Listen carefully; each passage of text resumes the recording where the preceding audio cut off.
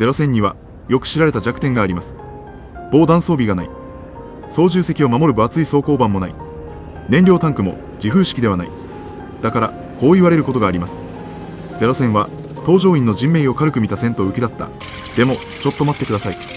その説明は分かりやすいです。でも分かりやすい説明ほど危ないことがあります。実はゼロ戦と同じ時代の戦闘機は最初から完全な防弾装備を持っていたわけではありません。スピットファイアも BF109 もワイルドキャットもウォーホークも初期型から装甲板や自風式燃料タンクを完備していたわけではない。実戦での被弾経験により後から防弾を追加していきました。つまり当時の戦闘機に防弾がないこと自体はゼロ戦だけの異常な話ではありません。むしろ世界的にも普通の設計でした。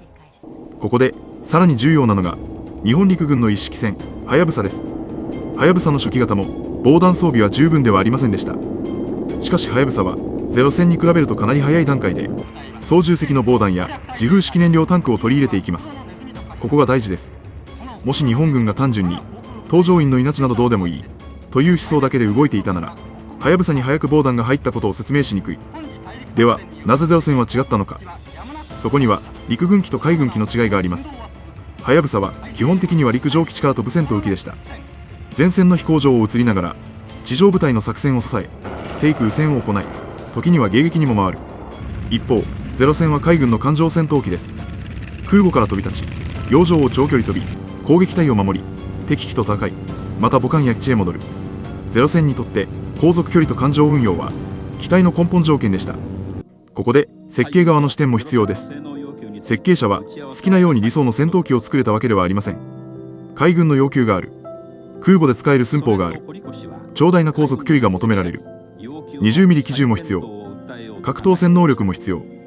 そしてそれを限られたエンジン出力で実現しなければならない。何かを乗せれば何かを失う。防弾を入れれば重量が増える。重量が増えれば航続距離が削られる。航続距離が削られれば海軍が求めた任務そのものが難しくなる。つまり設計者たちは命を大事にするか軽く見るかという単純な二択をしていたわけではありません。当時の制約の中で任務を成立させるために何を優先するかを選ばされていたのです。そして開戦初期ゼロ戦は本当に強かった。遠くまで飛べる。長く戦場にとどまれる。格闘戦に強い。20ミリ機銃を持つ。敵より先に見つけ先に仕掛け旋回戦に持ち込む。この戦い方が通用している間防弾の弱点は致命傷として見えにくかった。しかし戦争はすぐに変わります。連合軍はゼロ戦とまともに旋回戦をしなくなりました。速度を保つ。急降下で離脱する。複数機で連携する。上から一撃を加えて逃げる。さらにヘルキャット、コルセア、P38、マスタングのような速く重く頑丈な機体が前線に増えていきます。こうなるとゼロ戦の前提は崩れます。被弾しないことを前提にした機体が被弾を避けられない戦場に引きずり込まれていく。ここで防弾の遅れが一気に表面化しました。ただしもう一つ誤解してはいけません。ゼロ戦も最後まで何も変わらなかったわけではありません。後期型になると防弾ガラス、操縦席後方の装甲、燃料タンクの防護などが追加されていきます。つまり海軍も設計側も防弾の必要性を全く理解していなかったわけではない。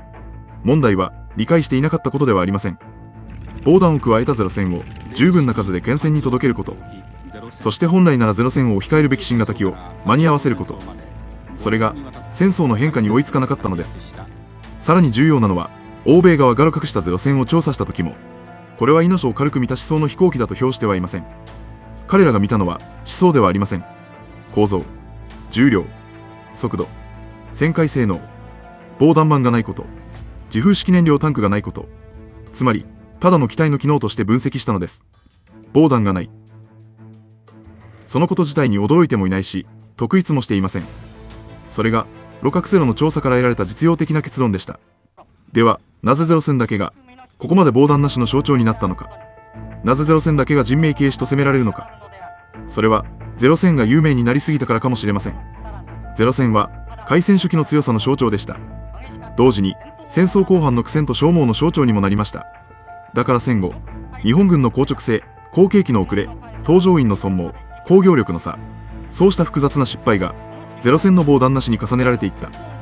防弾のないゼロ戦。この分かりやすい事実は日本軍の失敗を語るための便利すぎる象徴になったのかもしれません。ある意味でゼロ戦はスケープゴートにされた。もちろん、ゼロ戦に弱点がなかったわけではありません。防弾が弱かったこと、燃えやすかったこと、後期の改良が戦況に追いつかなかったこと、それらは事実です。でも、ゼロ戦だけを悪者にしてしまうと、本当に問うべきものが見えなくなります。ゼロ戦の本当の失敗は、防弾が最初からなかったことだけではありません。戦場が変わった後、改良、更新、運用、搭乗員法の仕組みが十分な速さで変われなかったことです。これは現代の技術者倫理から見ても重い問題です。設計時点で合理的だった判断でも、現場で危険が明らかになったなら、そのリスクを誰が受け止め、誰が設計に戻し、誰が現場を守るのか。ここを問わなければいけません。ゼロ戦、防弾なしだから人命軽視の象徴だ、と片付けるのは簡単です。でも、それで終わらせると、むしろ本当の失敗が見えなくなります。ゼロ戦は欠陥機だったのか、設計者が命を軽く見たのか、それとも変化する戦場に人と技術と組織の更新が追いつかなかったのか。あなたはどう思いますか。ゼロ戦をまだ人命軽視の一言で片付けますか。設計者を現代日本の倫理観で裁きますか。ゼロ戦を悪者にすれば日本軍の失敗を分かった気になれる。それともその説明こそが一番浅いと思いますか。ぜひコメント欄で反論してください。